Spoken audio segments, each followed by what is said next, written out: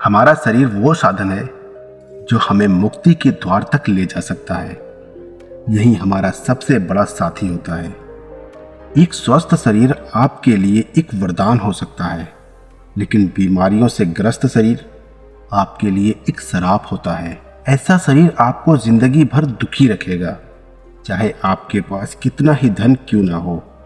अगर आपका शरीर बीमारियों से ग्रस्त है तो वो धन आपके किसी काम का भी नहीं रह जाएगा, क्योंकि आप अपने धन का मजा नहीं ले पाएंगे। एक सन्यासी अपने शिष्यों को इसी प्रकार के उपदेश दे रहा था। सन्यासी ने उनको बताया कि बहुत सारे योगी पहाड़ों में जाकर कठिन तपस्या करते हैं, बहुत दिनों तक भूखे रहते हैं, व्रत रखते हैं।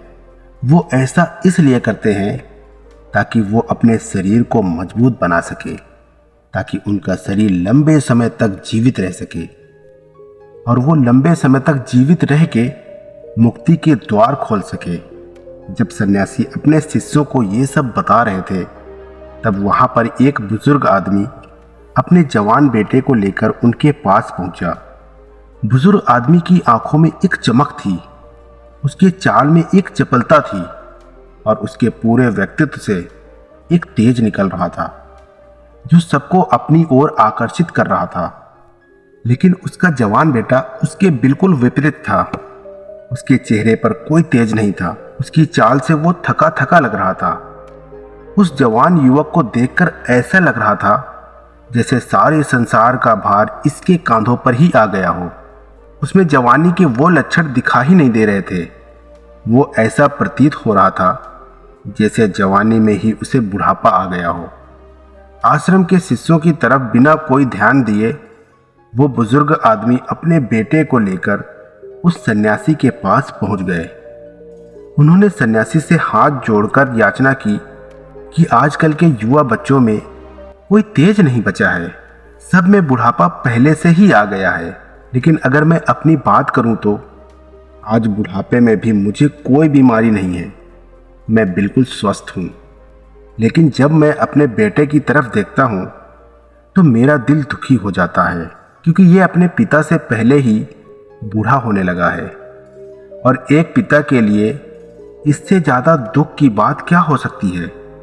उन्होंने सन्यासी से प्रार्थना की कि आप आयुर्वेद के ज्ञात हो, आप इतने बड़े सन्यासी हैं, आपके पास बहुत सारे तरीके होंगे जिससे मेरे बेटे को बुढ़ापा आने पर भी बीमारी ना पकड़े। अगर आपके पास ऐसी कोई औषधि है तो आप उसे देने की कृपया करें, जिससे मैं चिंता मुक्त होकर अपना जीवन जी सकूं। सन्यासी ने उस बुजुर्ग आदमी के बेटे की तरफ देखते हुए कहा कि औषधि तो बीमार आदमी को दी जाती है, लेकिन इस युवक को देखकर ऐसा लगता है कि इसे कोई बीमारी नहीं है, बल्कि इसके खान पान, इसके रहन सहन और इसके दिनचर्या में थोड़े बदलाव करने से इसका जीवन बदल सकता है। असल में इंसान बीमारी आने से पहले ही अगर सतर्क हो जाए तो उसके पास बीमारी नहीं आएगी। लेकिन हम लोग हमेशा बाद में सतर्क होते हैं, जब बीमारियां हमारे शरीर में प्रवेश कर चुकी होती हैं और उसके बाद औषधि के इलाज के अलावा और कोई तरीका हमारे पास नहीं बचता। लेकिन मैं सबको कहता हूं कि जो भी इंसान अपना स्वस्थ शरीर चाहता है, अच्छा खुशहाली से भरा जीवन जीना चाहता है, तो उसे अपने दिनचर्या में कुछ नियम अपनाने होंगे। उसे कुछ भोजन ऐसे खाने होंगे जो उसके शरीर के लिए लाभकारी हो, और उसे कुछ ऐसे योग सीखने होंगे जिसे वो जीवन भर कर सके। अगर कोई भी इंसान सिर्फ इन 3 बातों को विस्तार से समझ लेता है तो उसका शरीर उसके लिए वरदान साबित हो जाएगा। उसे अपने शरीर की वजह से इस जीवन काल में कभी भी कोई कष्ट नहीं उठाना पड़ेगा। ये 3 बातें मैं तुम्हें विस्तार से समझाने की कोशिश करता हूँ, लेकिन इससे पहले कि आप वीडियो में खो जाएं, प्लीज़ वीडियो को लाइक और चैनल को सब्सक्राइब करके बेल आइकन की घंटी दबाकर ऑल को जरूर सिलेक्ट कर लें। इन 3 बातों में सबसे पहले हमारा भोजन आता है। जिस प्रकार का भोजन हमारे शरीर में जाएगा उसी प्रकार की ऊर्जा वो पैदा करेगा। अगर हम अपने शरीर में बासी खाना डालते हैं वो आलस्य से भरा रहेगा, वो हमेशा सुस्त रहेगा। लेकिन वहीं पर अगर हम उसमें ताज़ा खाना डालते हैं तो हमारा शरीर फुर्ती से भरा रहेगा, जिसमें कोई आलस्य नहीं रहेगा। सन्यासी ने अपनी बातों पर प्रकाश डालते हुए बताया कि किसी भी देश का भोजन वहाँ के मौसम और वहाँ की जलवायु पर निर्भर करता है। मौसम के हिसाब से सर्दी का अलग खाना होता है तो वहीं गर्मियों का अलग खाना होता है, और इस प्रकार अलग अलग मौसम का अलग अलग खाना होता है। और अगर हम जलवायु की बात करें तो जो लोग समुद्र के किनारे रहते हैं उनका खाना अलग होगा, और जो लोग रेगिस्तान के पास रहते हैं उनका खाना उनसे बिल्कुल अलग रहेगा, क्योंकि अलग अलग देशों में वहाँ की जलवायु के हिसाब से ही फसल उगाई जाती है, और जैसा फसल वहाँ पर उगता है उसी के हिसाब से वहाँ पर भोजन तैयार किया जाता है। लेकिन चाहे किसी भी देश या किसी भी जलवायु का भोजन क्यों ना हो, अगर तुम अपने भोजन के साथ कुछ खाद्य पदार्थ अलग से लेते हो तो तुम्हारा शरीर अपने आप चुस्त रहेगा, ऊर्जा से भरा रहेगा। उदाहरण के लिए मैं तुम्हें बताना चाहता हूं कि अगर खाने के साथ देसी घी लेते हो तो ये बहुत ही लाभकारी होता है, लेकिन जरूरत से ज़्यादा घी खाना भी नुकसानदायक हो सकता है। इसीलिए जब भी आप सुबह या रात्रि का भोजन करें तो उसके साथ 4 या 5 चम्मच देसी घी का सेवन अवश्य करें। इससे आपके शरीर के जोड़ों के अंदर वो घी पहुंचता है, जिससे आपके जोड़ उम्र बढ़ने पर भी अच्छी तरह काम करते रहते हैं। तुमने बहुत सारे लोगों को देखा होगा जिनके घुटनों पर दर्द रहता है, हाथ में दर्द रहता है। ये बीमारी तभी होती है जब हमारे शरीर में पर्याप्त मात्रा में तेल नहीं पहुंचता। तेल यानी कि देसी घी। देसी घी हमारे शरीर के लिए सबसे ज़्यादा लाभकारी होता है। इसके अलावा रात के खाने के बाद गाय का दूध जरूर पिए। गाय का दूध भैंस के दूध से ज़्यादा बेहतर होता है, क्योंकि गाय के दूध में हमारा दिमाग तेजी से काम करता है। हमारे दिमाग के काम करने की क्षमता बढ़ जाती है, शरीर में चुस्ती बढ़ जाती है। सन्यासी ने आगे बताया कि सुबह सुबह तुम्हें भर पेट खाना खाना चाहिए, क्योंकि वो खाना दिन भर काम करने से हजम हो जाता है। लेकिन रात में अगर भरपेट खाना खाया जाता है तो हमारा शरीर नींद में जाने के बाद उस खाने को अच्छी तरह से हजम नहीं कर पाता, और इसी वजह से कुछ लोगों का पेट सुबह सुबह अच्छे से साफ नहीं हो पाता। और जब पेट अच्छे से साफ नहीं होता तो इससे बहुत ज़्यादा बीमारियों का जन्म होता है। इसीलिए रात में हल्का खाना खाएं और खाने के बाद थोड़ी सी मिठाई जरूर खाएं, क्योंकि खाने के बाद थोड़ा मीठा खाने से हमारी पाचन क्रिया तेज हो जाती है। उसके बाद हमारा खाना जल्दी हजम हो जाता है। इसके अलावा बासी भोजन कभी ना खाएं। बासी भोजन खाने से अच्छा है कि आप भूखे ही रह जाएं, लेकिन बासी भोजन, सड़ा हुआ भोजन हमारे शरीर के अंदर जाकर बहुत सारे कीटाणु पैदा कर देता है, और इसी की वजह से बहुत ज़्यादा बीमारियों का जन्म होता है। सन्यासी ने उस नौजवान को चेतावनी देते हुए कहा कि हफ्ते में कम से कम एक दिन बहुत ही हल्का खाना खाएं, या हो सके तो व्रत रख ले, क्योंकि एक दिन खाना ना खाने से या कम खाना खाने से हमारा कोई ज़्यादा नुकसान नहीं होगा, लेकिन फ़ायदा ये होगा कि हमारे पाचन तंत्र को एक दिन के लिए आराम जरूर मिल जाएगा। हमारा पाचन तंत्र सुबह शाम दिन रात 24 घंटे 365 दिन तक काम करता रहता है। इसे कम से कम सप्ताह में एक दिन का आराम तो जरूर देना चाहिए, ताकि वो अपना काम आसानी से, अच्छे से और लंबे समय तक कर सके। भोजन के बाद बात आती है नियमों की। कुछ नियम हमें अपनी दिनचर्या की जिंदगी में जरूर अपनानी चाहिए, और उसमें से सबसे पहला नियम है समय से भोजन करना।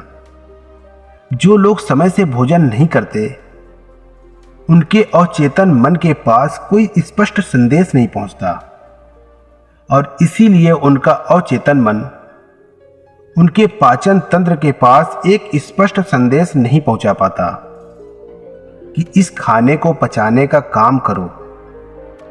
और वहीं पर दूसरी तरफ जो लोग समय से भोजन करते हैं वो उनके अचेतन मन के पास एक स्पष्ट संदेश पहुंचाता है कि ये समय खाना खाने के लिए बना है और इसीलिए उनका अचेतन मन उनके पाचन तंत्र को पचाने के काम में लगा देता है। हम सबको पता है कि हमारा अचेतन मन स्पष्ट संदेश में काम करता है। अगर हम उसके पास स्पष्ट संदेश भेजेंगे तो वो हमारे शरीर को ठीक करने में अच्छे से काम करेगा। दूसरा नियम जो शरीर को स्वस्थ बनाने के साथ साथ उसे बलशाली भी बनाता है वो है अपने शरीर के अच्छे तेल से मालिश करना। कम से कम हफ्ते में एक बार अपने पूरे शरीर के अच्छे तेल से मालिश जरूर करें।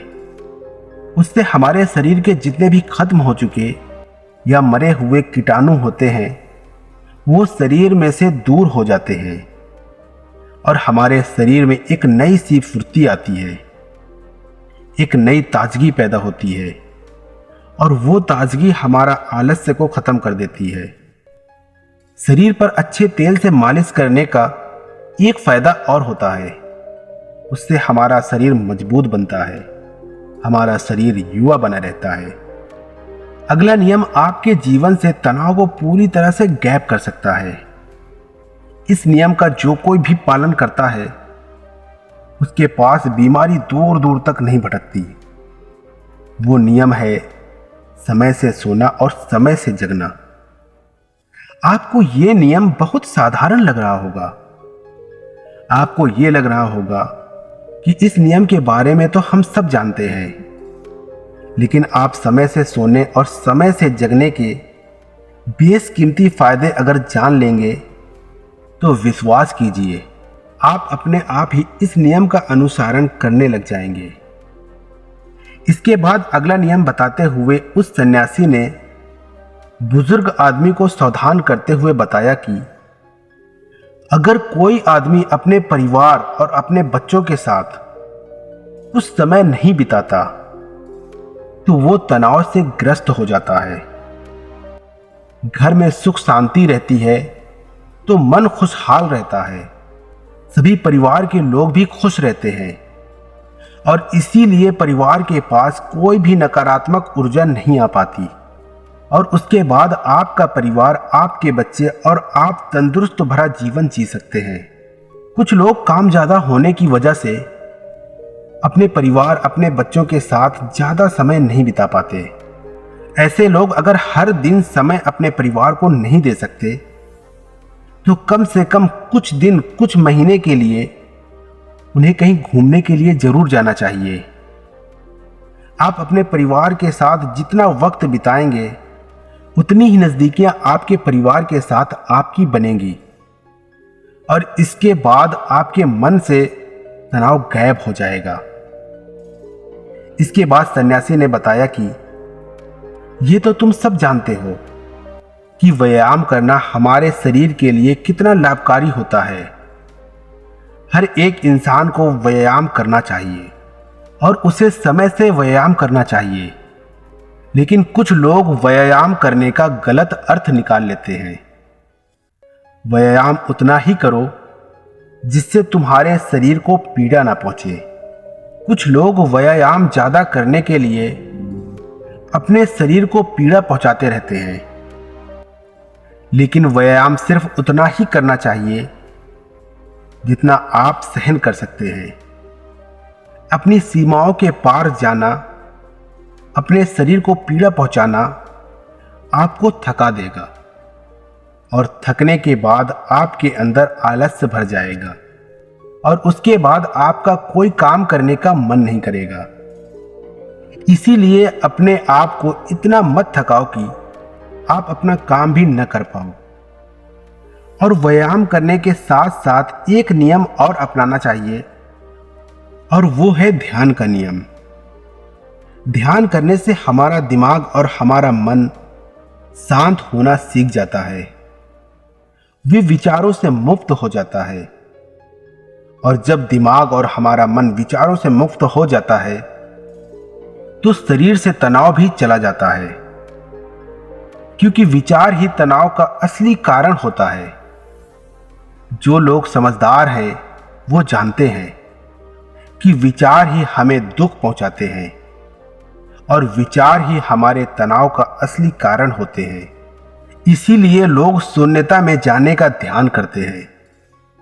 लेकिन अगर आप भी रोज ध्यान करते हैं तो इससे आप विचार रहित तो होंगे ही, साथ ही साथ आपके चेहरे का तेज बढ़ेगा और आपकी इंद्री यानी कि आंख, नाक, त्वचा और आपका मस्तिष्क अच्छी तरह से काम कर पाएगा।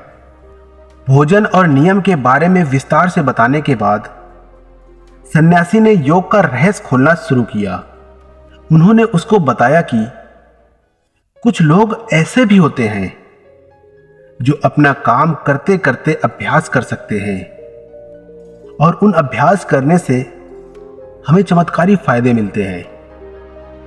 एक योग जो सबसे ज्यादा लाभकारी होता है और जिसे करने के लिए हमें अलग से समय भी नहीं निकालना पड़ता।